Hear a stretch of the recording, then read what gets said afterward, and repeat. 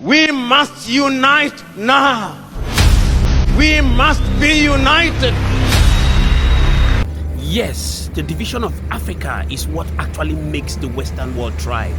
These were the words of Julius Malema, the leader of the economic freedom fighters in South Africa. Now, the truth is becoming more glaring that most of this Western world have been cashing out on most of their colonies, especially here in Africa. Now, the bad news is that business became very bad for France when they began to lose most of their colonies, like the likes of Burkina Faso, Mali, and Niger, which just happened a few weeks ago.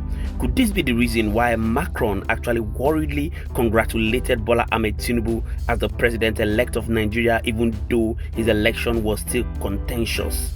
Could it be that he actually wanted to use Tinubu's influence to get back his colonies, which they have been losing in the last few years? Now, while some others think that Putin has actually been playing a political chess, Putin seems to have been playing a very smart one, as it has been alleged that he seems to have been the brain behind most of the coup that has been happening in Burkina Faso, Mali, and Niger, owing to the fact that the Burkina Faso, Mali, and Niger president have been singing his song alongside that of South Africa. Now, I'd love you to hear from Ibrahim Traore, who is actually the youngest president in Africa, the president of Burkina Faso, where he has opened up some deep secret about the current happenings in Africa, how that the Western world have been usurping the position of Africa to cash out on them. He said a lot of words that have actually gone viral on the internet, as a lot of people have aligned with his school of thought regarding the current happenings in Africa. Do well to sit back and listen, as I promise it's going to be very insightful. My name is Moses and this is Think Tank TV. Burkina Faso's 35-year-old president Ibrahim Traore has set social media ablaze with his comments lamenting how Africa, despite all of its richness and natural resources, is still so poor that its leaders have to travel to the West to beg for aid. He made these comments while attending the second edition of the just-ended Russia-Africa Summit in St. Petersburg, Russia, that took place from July 27 to July 28, 2023. President Ibrahim Traore, who is Africa's youngest president, also stressed the need for African countries to forge new alliances moving forward to guarantee a brighter future for their people. Les générations se posent sont les suivantes, si je peux me résumer.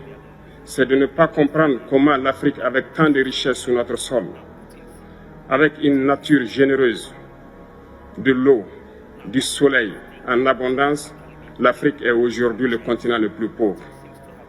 L'Afrique est un continent affamé. Et comment se fait-il que les chefs d'État traversent donc le monde à mendier? Voici des questions que nous nous posons et que nous n'avons pas de réponse jusque-là. Nous avons l'occasion de tisser de nouvelles relations. Et j'espère que ces relations puissent être les meilleures pour donner un meilleur avenir à nos peuples.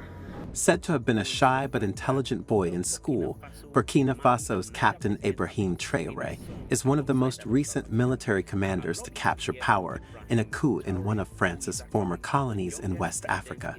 Traore was part of the group of army officers that supported the January 2022 Burkina Faso coup d'etat and brought the patriotic movement for safeguard and restoration military junta to power. From March 2022, he served as the head of an artillery regiment in Kaya, the fifth largest city in Burkina Faso, lying northeast of Ouagadougou.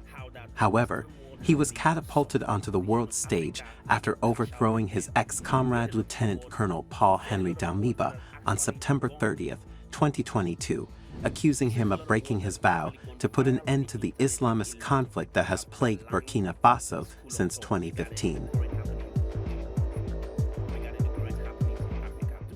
The 35-year-old captain was born in 1988, making him the youngest head of state in Africa.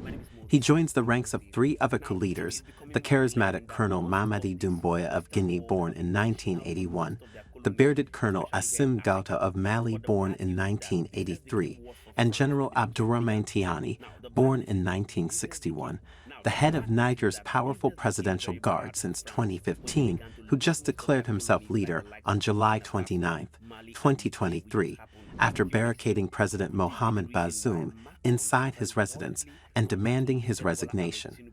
After successfully orchestrating his coup, Captain Traore reportedly told government officials, "I know I'm younger than most of you here.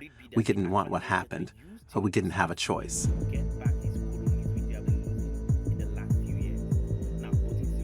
Now, permit me to be the devil's advocate.